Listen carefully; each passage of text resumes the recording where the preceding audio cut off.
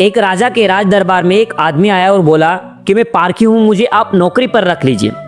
राजा बोला, नौकरी पे तो रख लूंगा, पर तनख्वाह तुम्हें 1 रुपए नहीं दूंगा, सिर्फ 1 पाव गुड़ और घुंघरे मिलेंगे।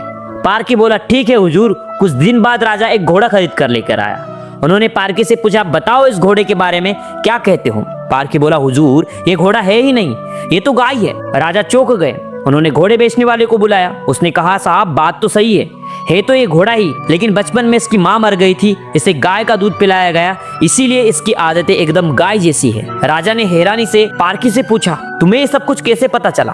पारखी बोला, हुजूर जब ये चर रहा था तो नीचे मुंह झुकाकर घास खा रहा था, जबकि घोड़ा हमेशा ऊपर गर्दन उठाकर खाता है। मैंने इसकी आदतों से पहचाना। राजा खुश होकर बोले, आज से तुम्हें आधा किलो गुड़ और आधा किलो घुंघरे मिलेंगे। कुछ दिन बाद राजा ने फिर पूछा, मेरी रानी कैसी है, वो मुझे बहुत प्रिय है। पारखी बोला, हुजूर आपकी रानी खानदानी है ही नहीं।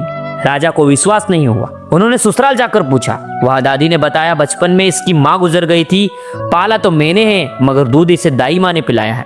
राजा ने पारखी से फिर पूछा, रानी के बारे में तुझे कैसे पता चला। पारखी बोला, हुजूर इसके स्वभाव से।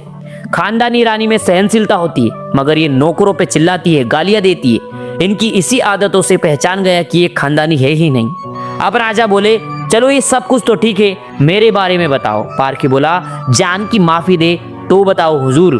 राजा बोला, माफी दी, सच सच बताओ। बोला, आप राजवंश के है ही नहीं, आप मुझे भड़भुंजे लगते हैं, गुड़ और भुगड़े सीखने वाले लगते हैं। राजा घबरा गए और जाकर के अपनी माँ से पूछा, माँ सच सच बताओ वरना मैं मर जाऊंगा। माँ रोते हुए बोली, बेटा बात तो सच है, जिस दिन मेरा बेटा पैदा हुआ था उसी दिन महल के पास एक भड़भुंजे का बेटा भी पैदा हुआ था। मेरा बेटा मर गया था और मैंने राजवंश बचाने के लिए उसके बेटे को ले लिया, और वो तू है।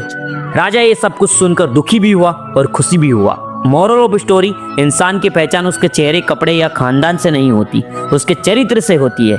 किसी को भी केवल उसकी शकल सूरत देखकर मत परखो, उसकी आदतें, उसका व्यवहार ही उसका असली परिचय है।